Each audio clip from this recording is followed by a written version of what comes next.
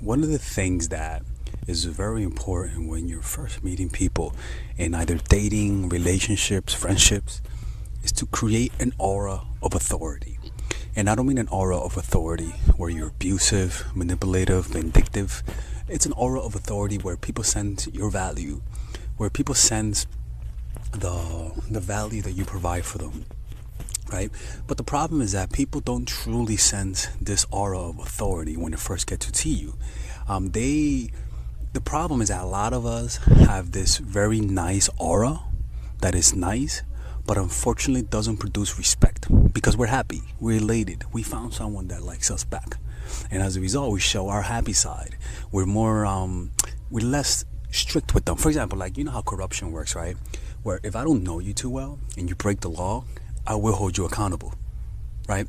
But if I know you really well and you break the law, I'm going to be a little bit more lenient. This type of corruption is part of human nature. When you develop emotional connections with people, you tend to corrupt yourself. You corrupt your standards. You lower your standards. You let them get away with things.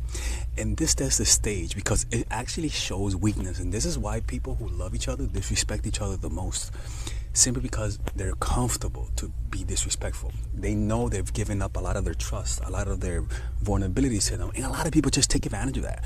And what people don't understand is that taking advantage of your vulnerabilities, a lot of the times, is part of human nature. It takes enlightened people to not take advantage of it. It just does. Like, that's why with our parents, when you're growing up, you have to move out. Because if not, a lot of people would just end up like committing crimes, people. You know what I'm saying? So it's a natural erosion of relationships when you don't value setting standards and holding on to it. It will destroy the relationship. Even if you guys love each other, you guys are going to disrespect yourself so much that it's not going to work out. All right? So let's talk about this, right? Now look, one of the hallmarks of value, right? And by the way, before we begin this one, if you guys ever want to work with Father Alex one-on-one and you're dealing with someone who's not showing you the respect that you feel like you deserve, they're treating you badly and you want them to treat you better, right? And you don't know how to apply these strategies. Even though you're listening to me, you don't know how to do it because your situation is unique. Your situation is different. Well, you need a phone call with Father Alex. That's what you need, okay? Because sometimes you just need to hear me tell you exactly what you hear me in these videos for you to actually do it. Right? So if you want to do that, click in the description down below where it says work with me one-on-one. I've worked with thousands of clients, and not once have I had a negative review. Not once have anybody said that I've scammed any of them. Okay, I have a pretty clear record. All right, so click. Well, somebody says I forgot to call them this morning. I did not get notified. That's why. That's the only time, right?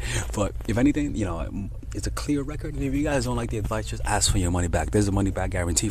No, there's actually not a money back guarantee. There's a money back guarantee for the courses, not the advice.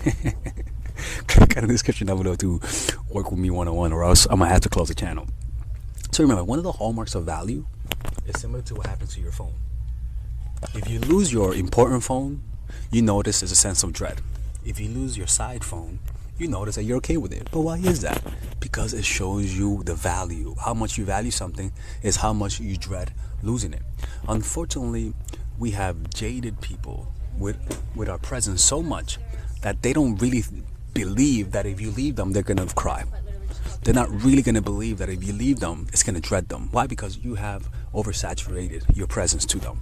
So you have to learn how to create less tolerance, how to create that sense of loss in people. And it's very important. The problem is that too many of us moralize these strategies and we feel cruel doing it, when in reality, if you have kids, you'll know that you gotta learn how to sometimes inflict pain when they're messing up. You gotta learn how to sometimes give kids space. When you, like, for example, during COVID, a lot of families divided, a lot of families got destroyed, and unfortunately, some kids went through a lot of abuse, a lot of relationships ended. You wanna know why? Too much motherfucking presence, man. It's that simple. They were hanging around each other so much. It's not that they hated each other, but that human nature needs space to roam. Some people can only truly value you when you leave. For example, I have my dog, right? And this makes me cry a little bit, okay? So, but I try to think about it before making this video. So, but my dog, my mom gave away my dog, and I really hate that. And because of that, like, it made me realize how much I love my dog. I do love my dog, and I was literally gonna go and visit her. But when I heard that she gave away my dog and never asked me whether or not I want to hold it and keep it, made me extremely angry, and just a sense of anger, And it's kind of similar to that. Now I'm thinking of her, imagining her in my mind, and this is what happens. And now let's just say I see her again down the street, see her walking. What do you think is gonna happen? Don't get me wrong. When I would have seen her, I would have been happy. But seeing her, thinking she was never coming back again, it would release a sense of joy and happiness, right? And that's how you show people. Because if I leave my dog and come back, and I know that I'm gonna come back, it's not the same. But when you leave and you think you're never gonna see them again, there's something inherently different. And this is the thing, is that a lot of people don't believe your bluffs, right? A lot of people think you're never gonna leave. A lot of people think that when you say I'm gonna leave, they don't believe you. Your threats have no power over them. And the reason why they have no power is not because, yes, most likely your nonverbal cues, they don't believe it through your nonverbal cues, but also because you never follow through. A lot of people, what people don't understand is that sometimes you have to leave people because they think you're weak. And the only way to fix that is not through words, but through actions. You have to have them say, holy shit. The one time they said that they were gonna leave, they actually left. And all of a sudden, those threats take on a different meaning. All of a sudden, the threat, you threatening to leave them, has a sense of reality to it. It's almost like they think about those moments when they mistreated you, when you ask them to stop doing that, or whatever, and they'll see it from a place of weakness. They're like, okay, they were really all about that life, right? And the thing is that a lot of the times we just are the ones that cause these situations because we like them. Like, it's only human nature, right? People don't the thing is that this threat, this ability to leave, is what creates an aura of authority around you. It's the aura of authority. The threat of leaving creates an aura of authority, right? You don't have to say anything. And the only way for you to truly create the aura of authority is to leave. And what happens is that if you allow yourself to leave those types of situations where it's disadvantage to you, what happens is that over time, the leaving becomes part of your character, and people will sense the neural wirings of you leaving people who bullshit you. They'll sense it through your non-verbal cues. It's an aura that will literally emanate from you, right? Because people don't really know you until you have to back up your words. Like, I could be meeting you and you say I'm gonna leave and you don't. That's when I know you. I'm like, okay, now I'm really getting to know you. But let's just say you're acting weak around me, you're needy, and I take you for granted, and then you leave, even though you acted needy, and you leave. Now, retrospectively, that needy behavior didn't look needy, it looked confident. The fact that you asked me to do this, and the fact that you texted me a lot, double texted me, was there for me. When you leave, all of those behavior in my mind will be reframed as confident, as open, not as weak, but as somebody who's confident enough to open up, but confident enough to leave. Ladies and gentlemen, that's power. Ladies and gentlemen, if you let that rest long enough, people will come back, right? They only off, right? Space is the only way that people can sense and process the emotions they truly feel for you. When you're meeting people, right? As you're getting to know people, you're gonna sense their presence, right? And you're gonna process them. You're getting to know their likes and dislikes. You're sensing how you interact with them, right? And a lot of times you're filling yourself up with them, but you're never truly processing what you're receiving. You're only eating and never digesting. And this is what tends to happen with a lot of us, that our presence becomes destroyed through indigestion, where we are so present and we never give people time to process us. It's like when we are hanging around people, we're on a date, and then we finish the date, and then we reflect. And then as you start reflecting, your mind starts imagining how awesome it was. And during that moment of space is when you start to fill in the blanks. You start to see them in your minds. And you know what's beautiful about this? Is that the presence is what creates the materials for your brain to process. In other words, your presence is like the rock, right? Like a something to scope. And the absence is what scopes it. That's what you have to understand. right? Space allows the mind to fill in the blanks in a positive way. Why? Because you're naturally insecure. You find somebody that you like, and just like a child exaggerates the positive traits of their parents, you're going to start to exaggerate the positive traits and diminish the negative traits. And how does this happen? Well, it's almost like when you have a photo and you put it through an AI to fill in the pixelated parts, the parts that really are more pixelated and more fuzzy. When you notice the AI filling it in, you can see the Photoshop equality to it, but you still is filled in through pixels, nothing real. What is the same thing? When you don't know someone and you're there and not there, but the time that you're there is really enjoyable, it has the same effect where your brain would literally fill in the blanks, right? Maybe you could see the eye kind of fuzzy, but with the AI, it fills in the blanks based on what it thinks it is and makes it more sharp. It's the same thing. They think they know you, but because they don't know you, when they get to know you, your brain will come to conclusions, especially using the halo effect. You're good looking, it'll give you positive traits. Add on more positive traits to the imagination.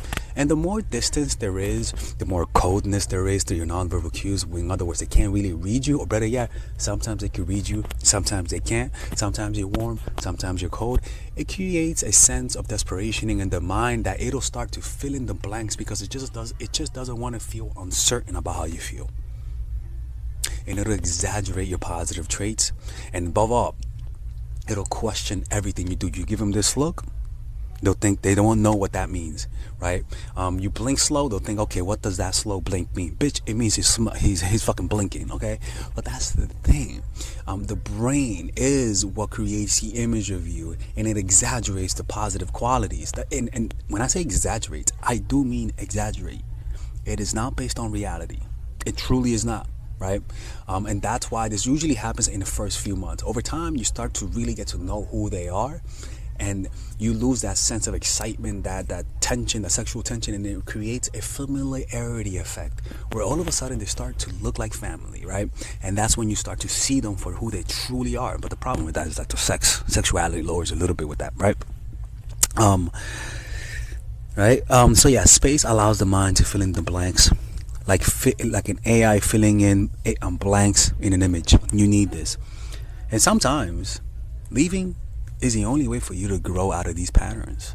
Leaving people who you really want to stay with is the only way for you to actually become, in this case, more attractive. Develop a sense of authority. Why? Because everything you've done, people could tell in your face and in your nonverbal cues. You may not be saying exactly what happened, but just like an abstract picture, the more detailed it gets, the more less abstract it gets. You're giving them an abstract gestural representation, like an abstract painting that represents your feelings, where they'll sense that there's something in you that says, I'm leaving if you fuck up. But then with some people, there's something in you that says, I will never leave. And people can't really pinpoint where that is. It's like describing a smell. You know what that smells like, but you can't really describe it. You get what I'm saying? You can only use other smells to describe it. It's one of those biochemical things that translates into an abstract understanding of it that you can't really put into words, but you can sense. And that's why you can't think your way into this. You can't fake it. Like if you fake it, it'll look incongruent. You know what I'm saying? You actually have to integrate those wirings through literal action. You know what I'm saying? Anyways, hopefully this makes sense. If you guys want to work with me one-on-one, go to mindfulattraction.org, and I'll see you guys later. Bye-bye. So a lot of you guys have been asking me, how can I purchase all of your courses in one go? Well, if you guys want to purchase all of them, you guys can join the Mindful Attraction University, people. Yeah, that's right. And in this, you'll be able to access all of my courses for $3.99. Initially, if you purchase all of my courses, Emotional Mastery, Psychological Game of Attraction, my new course, The Feminine Woman, Natural Chemistry, Charisma Blueprint, Nice Girl, you guys can purchase all of it for $600. But with the bundle deal, you guys can purchase it for $3.99. Or you guys can purchase it in 3 easy payments of $125, people. Yeah, that's right. Or you guys can purchase it with the bonuses. So not only do you get the courses, but the bonuses. And that comes down to $7.99. Or 4 easy and mindful payments of $199. Now, these bonuses are not regular bonuses.